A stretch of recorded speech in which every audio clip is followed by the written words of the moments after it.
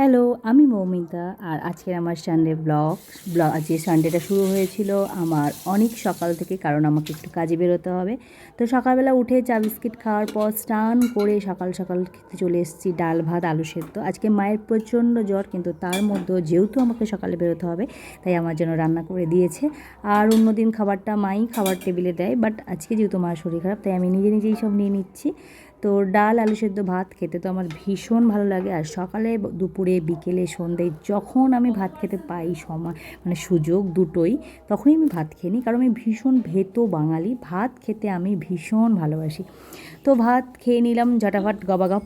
এরপর আমি চলে আসলাম রেডি হওয়ার জন্য, কারণ আমার আজকে সকাল 8:30টায় লঞ্চ অথবা ভেসেল যেটা পাবো সেটা ধরেই আজকে আমি যাব প্রায় গঙ্গাসাগরের কাছে, মানে কপিলমুনি আশ্রম থেকে একটু আগে। তো যেহেতু সাগর যাব, তো তার জন্য ঝটাপট রেডি হয়ে নিলাম আর চলে আসলাম লঞ্চ ঘাটে। আসলো কোন বার যায় এরা এরা কোথা থেকে আসলো?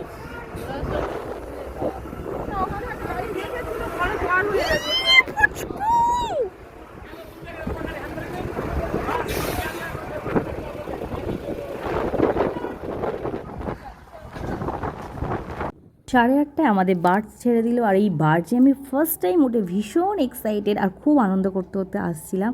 এত বড় বার্জ কি বলবো, এটা দেখতে দেখতেই চলে আসলাম কচুবেড়িয়ার ঘাটে।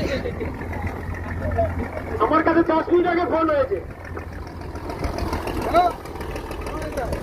ফাইনালি বাস থেকে নেমে পড়লাম। এবার যাবো তো মামারি। হ্যাঁ, আমরা যাচ্ছি এখন। এই তোর নাম কি রে? ভুলে গেছি। কি? মৈত্রেয়ী মামাবাড়ি। আমরা এখন সাগরে যাবো, তাই তো? সবাই যাবো তো? ওকে। তাহলে আমরা কি ফিশারি থেকে মাছ ধরে খাবো? হ্যাঁ, ও কি মজা আজকে হবে আমাদের। এরপর চলে গেলাম গাড়িতে করে ছয়ের ঘিরি বলে একটা জায়গা, এবং সেখানে ভিআইপি ডিউটি করার পর আজকের আমাদের দুপুরের লাঞ্চ ছিল বিরিয়ানি। তো বিরিয়ানি পেয়ে আমার মনটা ভালো হয়ে গেল। দেন ডিউটির শেষে যখন আমরা কচুবেড়িয়া ঘাটে আসলাম তখন জানতে পারলাম আর কোনো ভেসেল নেই। এরপর আছে এই ভুটভুটি। তো ভুটভুটিতে উঠে, মানে জোয়ারের সময় বুঝতেই পারছেন নৌকার কী অবস্থা হয়,